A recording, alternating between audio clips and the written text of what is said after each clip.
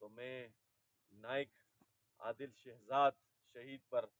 اس وقت قبر مقبرے پر موجود ہوں، پاک ڈیفنس قومی مومنٹ پاکستان کی طرف سے۔ اس سے پہلے بھی ہم نے تقریباً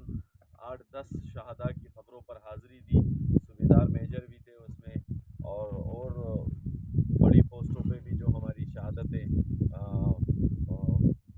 کشمیر کے مقام پہ اور انڈیا کے مقام پہ جو ہمارے دوست شہید ہوئے تھے، ہماری فخر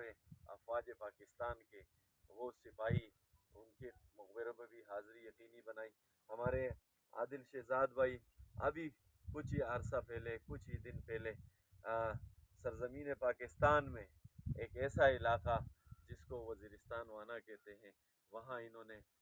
جام شہادت نوش کی، اور آج یہ اپنے گاؤں میں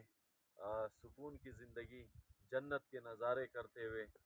مسکراتے ہوئے، ہمارے دنیا میں تو ہمارے ساتھ نہیں مگر اپنے اس قافلے میں شامل ہو چکے ہیں جسے ہم تو مرا ہوا سمجھتے ہیں، مگر حقیقت معنوں میں شہید کبھی مرتا نہیں،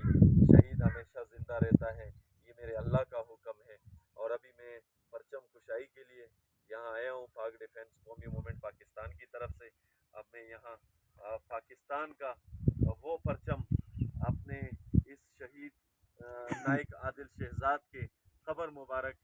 کے اوپر لہراؤں گا، پاک ڈیفنس قومی مومنٹ چیئرپرسن سبین ملک صاحبہ کی ہدایات پر، کہ یہ ہمارا بھائی، یہ ہمارا بچہ، اسے ہمیشہ ہم اپنی دعاؤں میں ان شہداء کی صف میں ضرور یاد کریں گے جو ہمارے درمیان تو نہیں مگر ہمارے دلوں میں اور ہماری اس وطن کی خوشیوں میں اور اس وطن کے امن میں ہمیشہ ہمارے ساتھ رہیں گے۔ تو بابا نسیم تنولی صاحب اور یہ نائک عادل شہزاد بھائی کے بھائی میرے ساتھ ہیں، عاقل شہزاد بھائی۔ تو میں انشاءاللہ آپ لوگوں کی توجہ جو ہے پاکستانی پرچم کی طرف کرتا